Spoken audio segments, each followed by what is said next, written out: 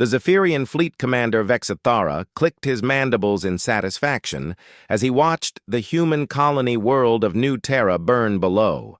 His massive dreadnought, the Void Render, led a formation of 300 warships in the systematic destruction of humanity's newest settlement. The humans had been foolish to expand so far into contested space, and now they would pay the price for their arrogance. "All defense platforms neutralized," reported his tactical officer. "Human fleet remnants are in full retreat toward the outer system." Vexithara's four arms gestured dismissively.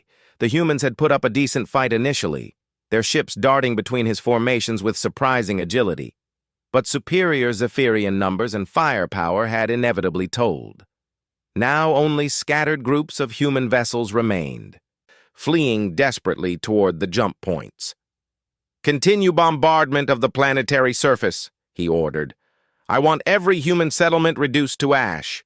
Let this be a message to their species about challenging the Zaphirian Empire." The alien commander felt a deep satisfaction watching the orange blooms of destruction across the planet's continents.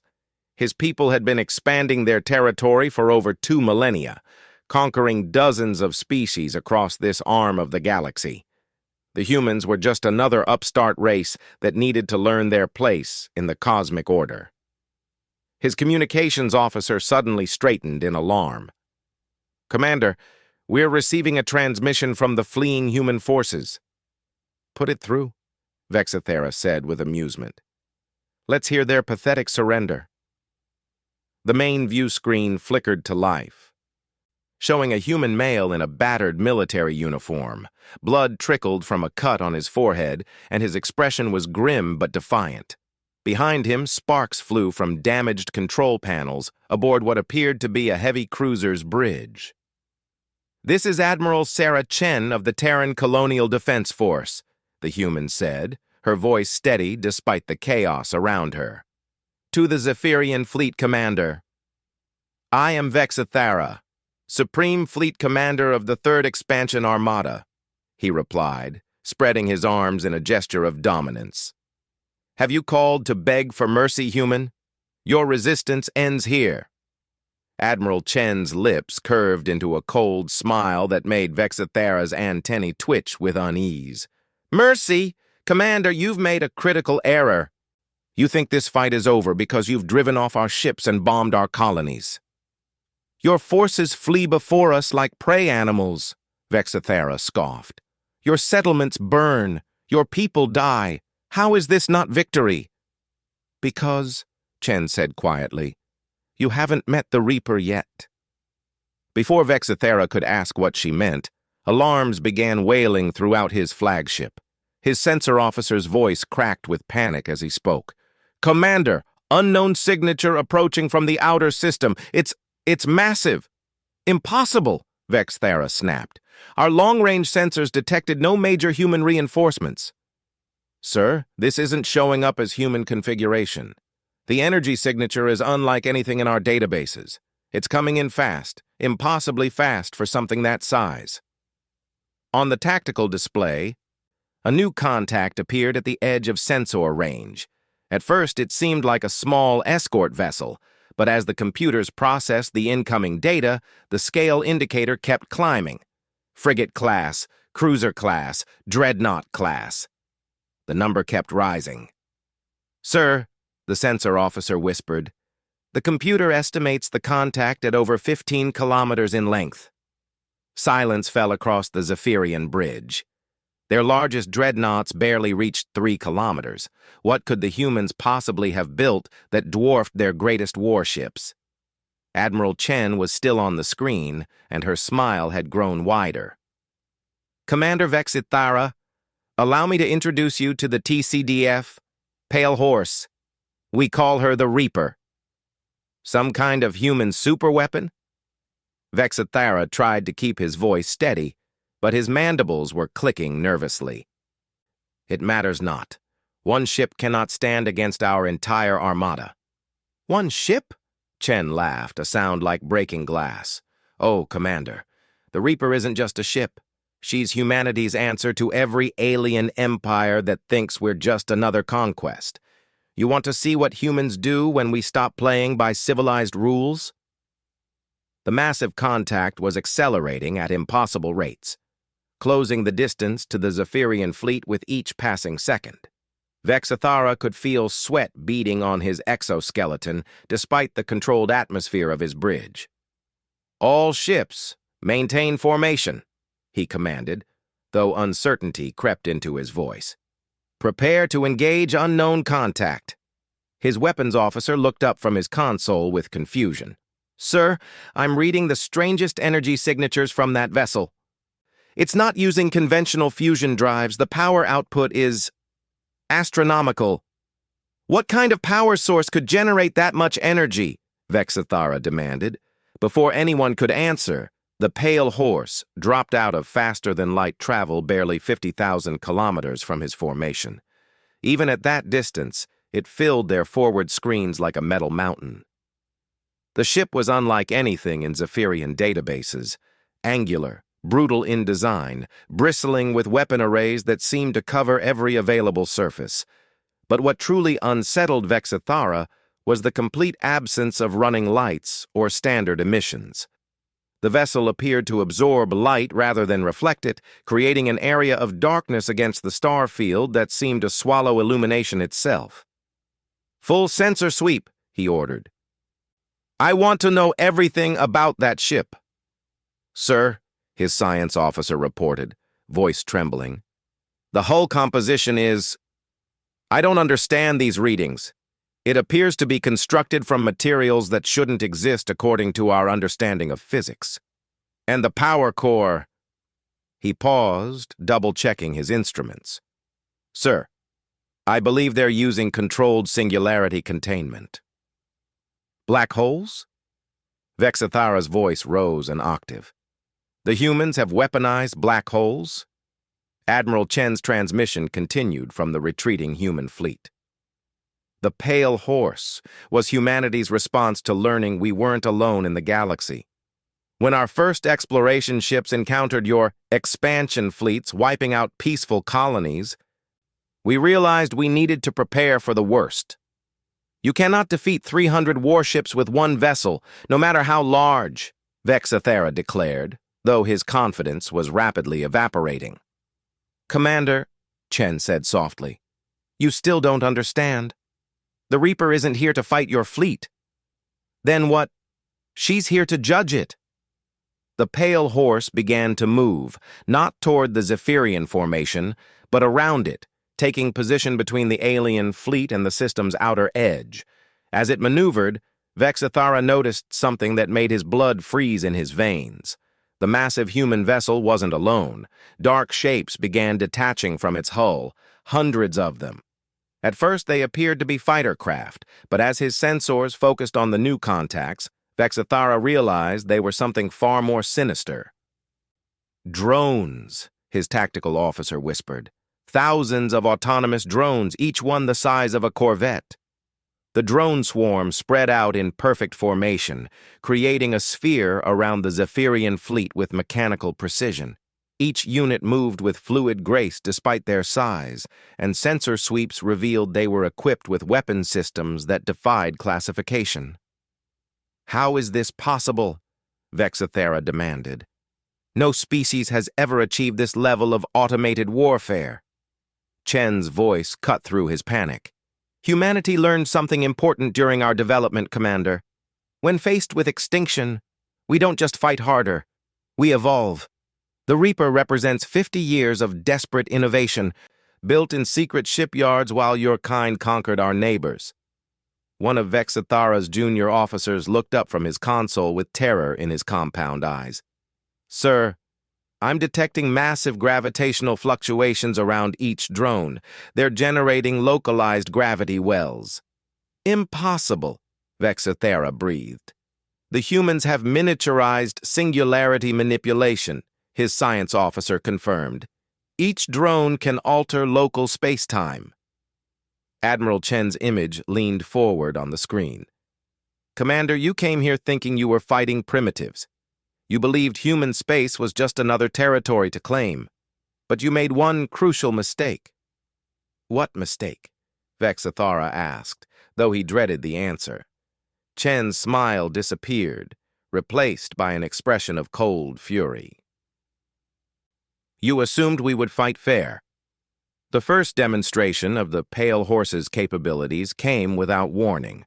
One of the massive drones simply moved, not through normal space, but through what appeared to be a fold in reality itself. The Corvette-sized machine materialized directly inside the formation of Zaphirian destroyers, its gravitational field instantly crushing the nearest vessel like an insect. "Evasive maneuvers!" Vexathara screamed, but it was already too late. The drone's gravity well expanded, catching 3 more ships in its influence. The destroyers' hulls buckled and twisted as space-time itself became a weapon against them. His tactical display showed chaos spreading through the fleet. The drones weren't just attacking, they were reshaping the battlefield itself. Wherever they moved, space bent and warped, creating gravitational anomalies that made conventional maneuvering impossible. "Sir, we're losing coherence across all formations," his fleet coordinator reported. "The gravity wells are interfering with our navigation systems. Ships are reporting engine failures as they try to compensate for the spatial distortions." Another drone phased through a group of Zaphirian cruisers, leaving twisted metal and dying crew in its wake. The alien warships' advanced shields and armor meant nothing when the fundamental forces of physics themselves had been turned against them. "Return fire!" Vexathara commanded desperately. "All batteries, target the drones!" Energy beams and projectile weapons lit up the space around the human constructs, but the attacks passed harmlessly through empty space. The drones existed in a state of controlled dimensional flux, phasing in and out of normal reality at will. "Our weapons cannot lock onto targets that don't maintain consistent dimensional stability," his weapons officer reported with growing panic. "They're essentially ghosts until they choose to become solid." On the main screen, Admiral Chen watched the destruction with grim satisfaction. "You're beginning to understand, Commander. The Reaper doesn't engage in traditional combat. She applies mathematics and physics as weapons." "This is impossible," Vexathara raged. "No species has ever achieved this level of technological advancement." "You're right," Chen replied. "No single species has. But humanity didn't develop this technology alone." The transmission split, showing multiple human faces on the screen. Vexathara recognized the physiological variations immediately. These weren't all pure humans. Some bore the subtle cranial ridges of the extinct Altarian race. Others had the distinctive eye colorations of the vanished Kepler inhabitants. "Meet the true human fleet," Chen said. "Every species your empire has conquered over the past century. Every civilization you thought you'd wiped out. We saved who we could, learned what we could, and combined every fragment of advanced knowledge into a single purpose." One of the hybrid officers spoke up, his accent carrying traces of a dead language. "My people were the first the Zaphirians encountered in this sector. They told us resistance was futile, that our technology couldn't match their numbers. They were right. Separately, we couldn't stop you." Another face appeared, bearing scaled features from a reptilian species. "My homeworld burned 2 decades ago, but not before we transmitted our gravitational research to the human underground networks. The Kepler colonies contributed quantum phase technology before their evacuation," added a woman with silver-flecked irises. "Every refugee brought knowledge. Every survivor shared their people's greatest discoveries." Admiral Chen's voice cut through the growing chaos as more Zaphirian ships fell to the drone assault. "The Pale Horse isn't just a human vessel, Commander. She's a monument to every species you've destroyed, powered by their combined hatred for your empire." Vexathara watched in horror as his magnificent fleet dissolved around him. The drones moved through his formations like vengeful spirits, each one carrying the accumulated technological prowess of a dozen conquered civilizations. His ships couldn't run. The gravity wells prevented faster-than-light travel. They couldn't hide. The drones tracked them through dimensional space itself. They couldn't fight back against enemies that existed outside the normal laws of physics. "Sir," his communications officer called out, voice breaking, "I'm receiving surrender requests from across the fleet. The Death's Glory reports structural collapse on 17 decks. The Void Cleaver is venting atmosphere and requesting immediate evacuation." "No!" Vexathera slammed his four fists against his command console. "We are the Zaphirian Empire. We have conquered this galaxy for 2,000 years. We do not surrender to primitives." "Commander," Chen's voice carried a note of tired patience, "you still don't understand what you're facing. The Reaper isn't here for your surrender." "Then what do you want?" "Justice." The word hung in the space between them like a death sentence. On the tactical display, Vexathara could see his fleet's formations completely broken. Nearly a quarter of his ships had been destroyed or disabled, and the rest were trapped in an ever-tightening web of gravitational anomalies. But what terrified him most was that the Pale Horse herself hadn't fired a single shot. The massive vessel continued to orbit the battlefield like a predator watching its prey exhaust itself, her true weapons still unrevealed. "Sir," his science officer whispered, "I'm detecting massive energy buildups within the human superweapon. Whatever they've shown us so far, it's nothing compared to what that ship can do." As if responding to his words, the Pale Horse began to change. Sections of her hull shifted and reconfigured, revealing weapon emplacements that seemed to violate basic engineering principles. Energy conduits, visible through transparent aluminum sections, pulsed with controlled starfire, and at the vessel's core, something that looked like a miniature galaxy began to spin. "By the void," Vexathara breathed. "They've built a galaxy engine." "A controlled galactic core," his science officer confirmed, checking and rechecking his readings. "They've somehow contained and controlled the fundamental forces that power galactic formation itself." Admiral Chen's expression had grown cold and final. "The peoples you've destroyed over the centuries each contributed something to this moment, Commander. The Altarians gave us their mastery of stellar engineering. The Kepler colonies shared their quantum research. The Helix Nebula refugees taught us to manipulate dark matter itself." Another face appeared on the screen, an elderly human woman with cybernetic implants covering half her skull. "I'm Dr. Sarah Mitchell, formerly of the Titan Research Station. When the Zaphirian advance fleets reached our system, we had just 3 days to evacuate our people and our work. Do you know what we were researching, Commander?" Vexathara found he couldn't speak. The growing energy readings from the human superweapon were overwhelming his sensors. "We were trying to understand how the universe began," Dr. Mitchell continued. "How matter and energy first organized itself into the structures we see today. We learned to recreate those conditions in laboratory settings. Small scale, of course. Just enough to power a city or run advanced experiments." She gestured toward something off-screen. "But when faced with extinction, humans tend to think bigger. The Pale Horse doesn't just use a galaxy engine for power, Commander. She can create new ones." The truth hit Vexathara like a physical blow. "You're talking about stellar genesis, creating new star systems." "Or destroying existing ones," Chen added quietly. "The Reaper can birth new worlds, Commander Vexathara, but she was built for war, not creation. Her galaxy engine has been modified for a very different purpose." On the tactical display, the Pale Horse was positioning herself at a specific point in space relative to the system's star. Energy readings from her core were climbing beyond anything in Zaphirian experience. "What are you planning?" Vexathara demanded, though part of him already knew.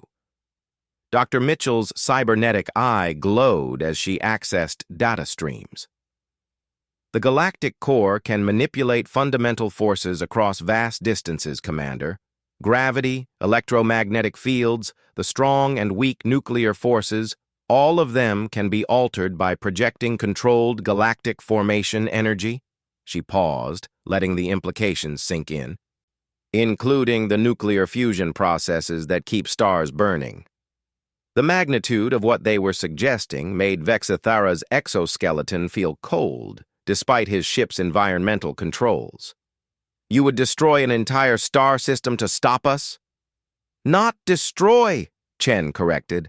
Transform. You see, Commander, the Reaper's galaxy engine can do something remarkable. It can alter the fundamental constants of physics within a localized region of space.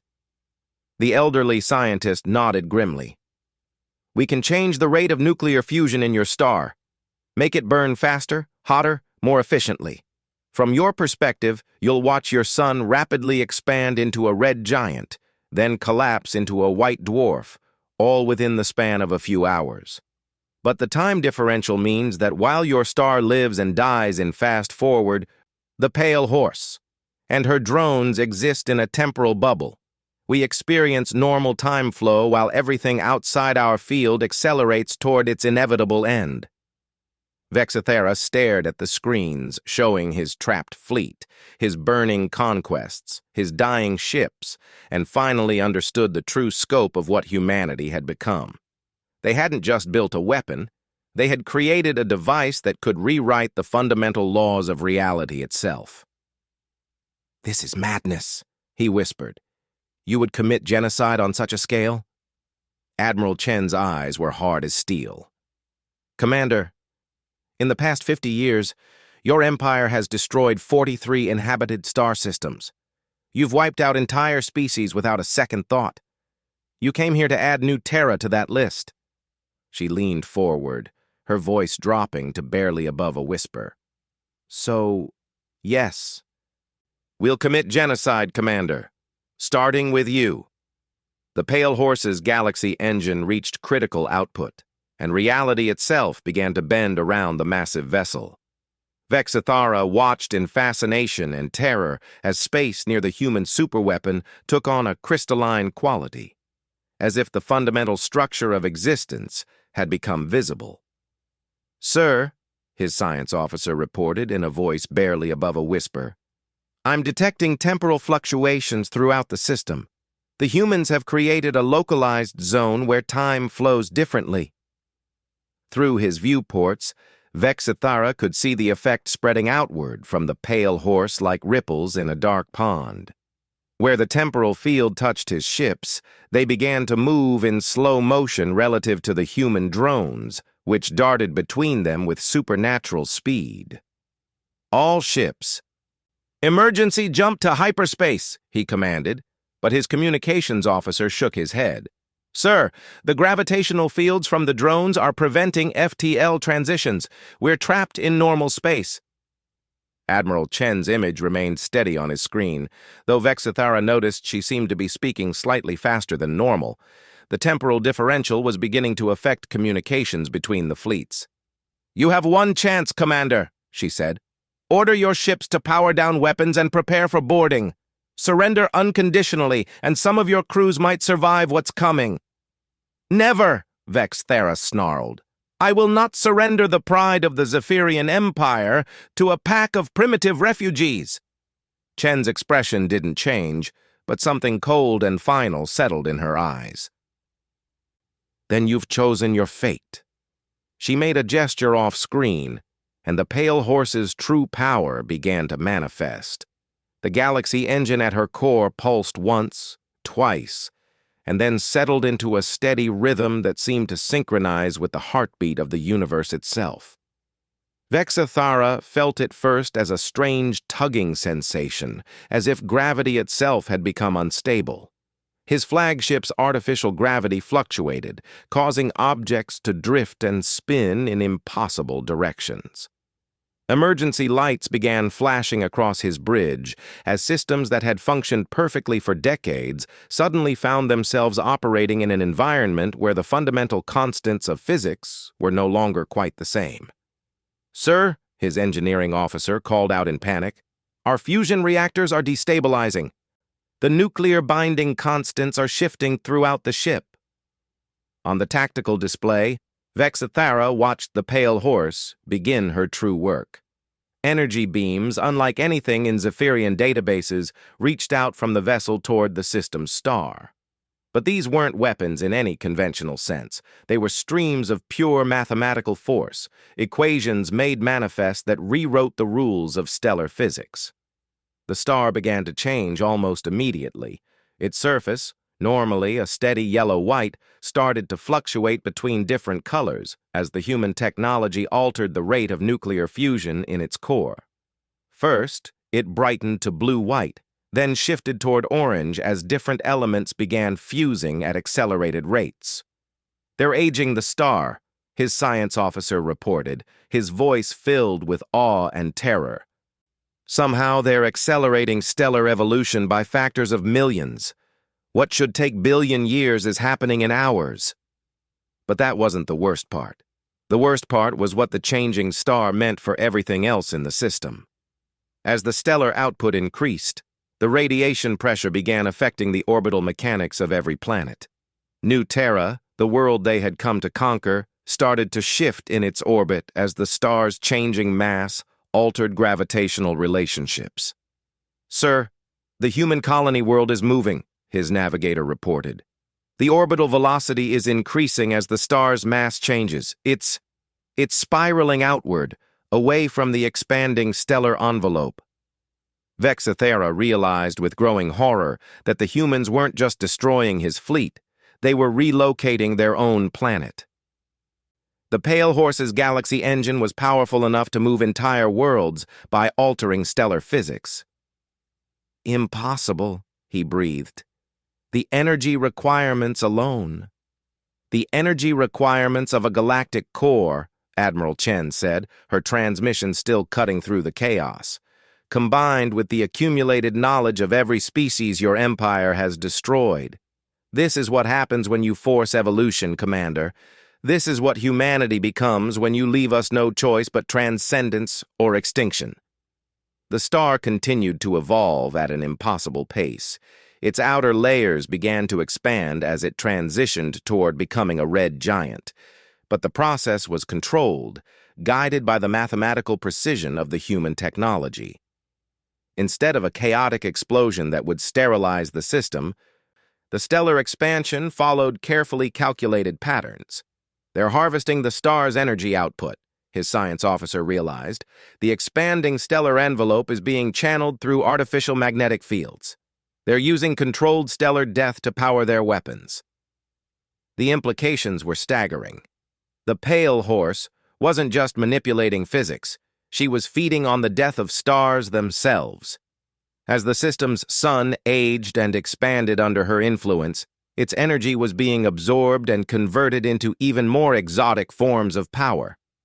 Around them, the remaining Zaphirian ships began to experience system failures as the changing physics affected their technology.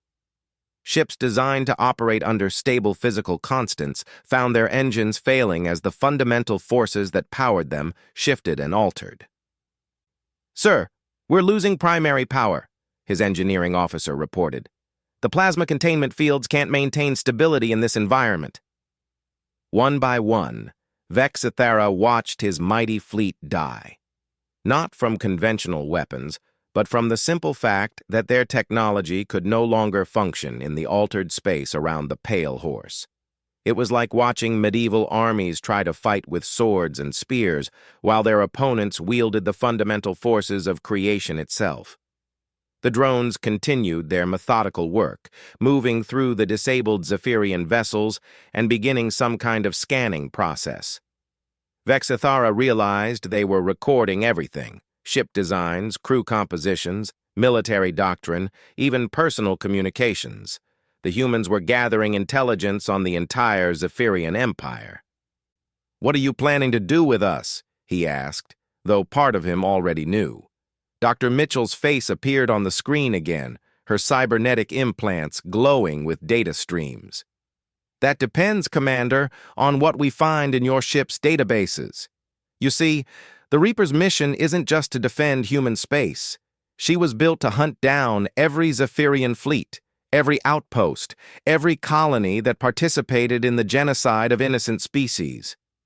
The Galaxy engine can open stable wormholes across interstellar distances, Admiral Chen added.